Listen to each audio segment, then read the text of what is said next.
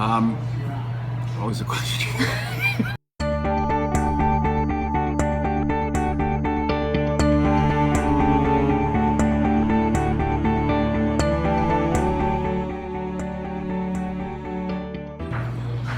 Kevin Finn. Hi, my name is Doris Kerr. Hi, I'm Chris Burkhouse. My name is Mark Edelson. Hi, my name is Dan Bethard.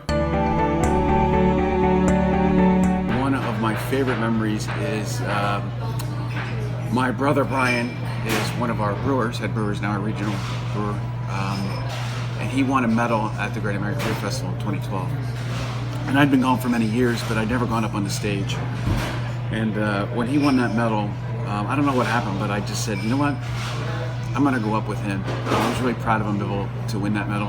Back in the day, we used to set up the brew fest. I was the one that helped organize and set it up in the beginning alone. The weather just completely turned on us. And I mean, we got the tent set up and they're blowing down the streets, and we're in this monsoon basically, and we're huddled down in the basement of media in the boiler room just trying to keep warm. But the group of people that I was with that day, they were amazing. You know, we laughed through it, and we put the brew fest on, and it was still a great success. November 14th, 1996, and it was the day we opened in Newark. I was scheduled to host, and I got a phone call from Jess. She was the manager then. She called me at 2 o'clock for my 4 o'clock shift and asked me if I was ready to serve. I'd never served before, and I was really kind of panicky, but at the same time, my answer was, well, if that's what you need, I'll come and serve tonight. But I specifically requested, I said, please don't seat my section. If I don't get a table, I am so fine with that. That's not a problem at all. I'll just hang out and do whatever you need. Out of the first 50 people, they all sat themselves in the high tops into my section. So from 5 o'clock to about midnight, I was slinging beer all night. And I think why that's my favorite memory, I think about Iron Hill and how they put faith in you. And that was just based on getting 100 on a food test and getting extra credit on my beer test. And they knew I could do it before I did. Going to Portland, Maine for the Craft Brewers Conference. We only had 2 restaurants then, but everywhere we went, we were really treated like celebrities.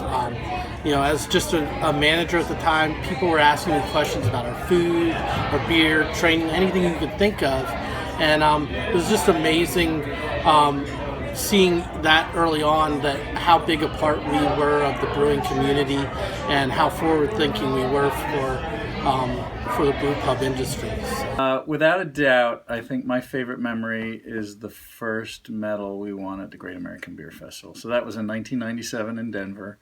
I remember it clearly because, for the most part, one of the goals that I always set for myself when we first started was that I wanted to win a medal or a gold medal at the Great American Beer Festival. And we were actually turned around and walking out of the door of the hall when we heard our name being called. It's something that really stands out and we were really proud of, and obviously really, really excited that in less than a year of brewing beer, we had won a gold medal.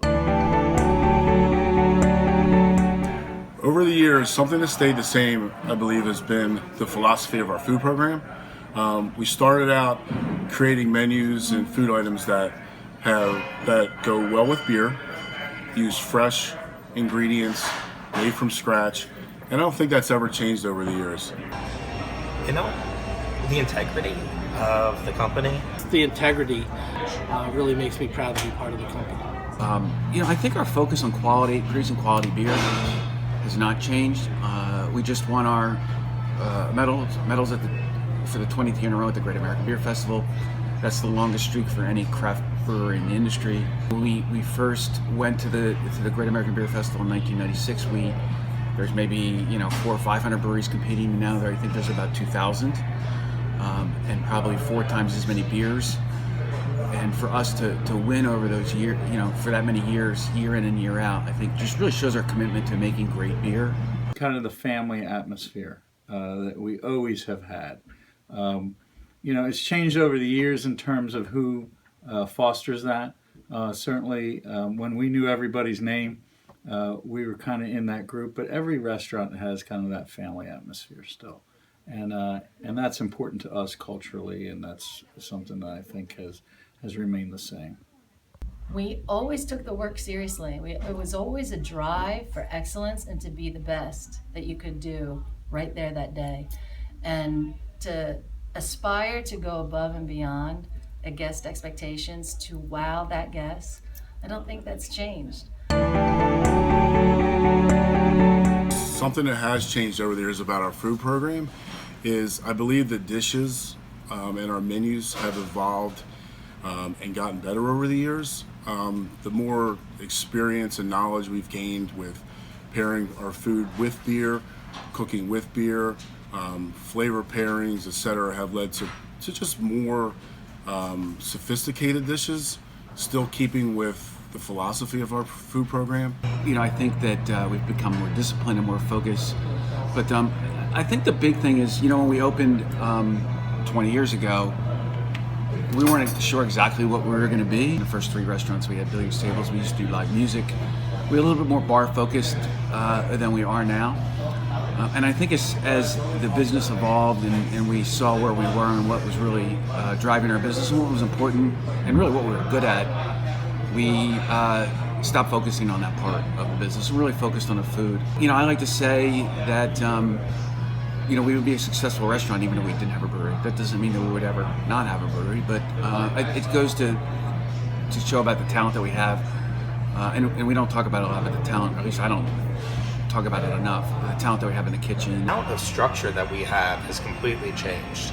Kind of in the beginning, it's almost like we were the wild, wild west. We were trying to figure out the rules ourselves, and we were trying to figure out how we're going to advance ourselves. By say ourselves, I mean the company. Now the amount of structure and learning that we have available to our people is amazing. The way we do things is so much smarter than it used to be. Things that used to be daily challenges just get resolved a lot quicker. Of course, other things that have changed, I am a hell of a lot older. A lot of things for the better, I think, completely for the better. One, of course, in the early days, everybody wore a lot of different hats, and we probably didn't have a lot of people in the right places. I specifically remember the time when Kevin took his brother Brian out of the brewery and threw him on the floor to serve tables on a Sunday because we were short. And certainly we would never, ever do that, and it was such an awful shift. And Brian, I know, still has nightmares about that. So Iron Hill always challenges you to be better than you would normally be just on your own. I wouldn't say it's a pressure, but it's just engaging you to take pride in what you do. And when you work with so many great people doing such great work, you want to share in that success and be a part of it. There are 12. A lot of times I'll meet someone on the street or I'll become acquainted with someone and they'll say something along the lines of, oh yeah, there's that one in Wilmington, right? The look of surprise when I mention that there's 12 is really shocking to many people.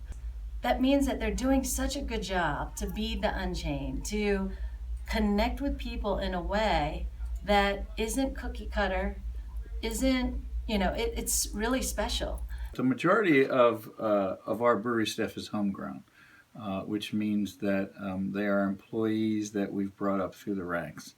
Kevin Finn still busses tables.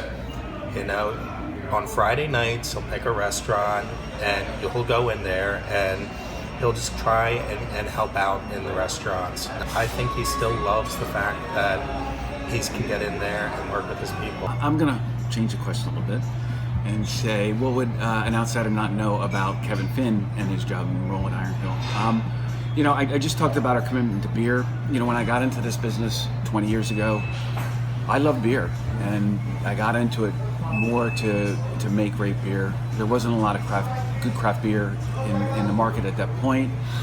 And as a home brewer, we were making beer, Mark and I, and then Kevin joined us later on.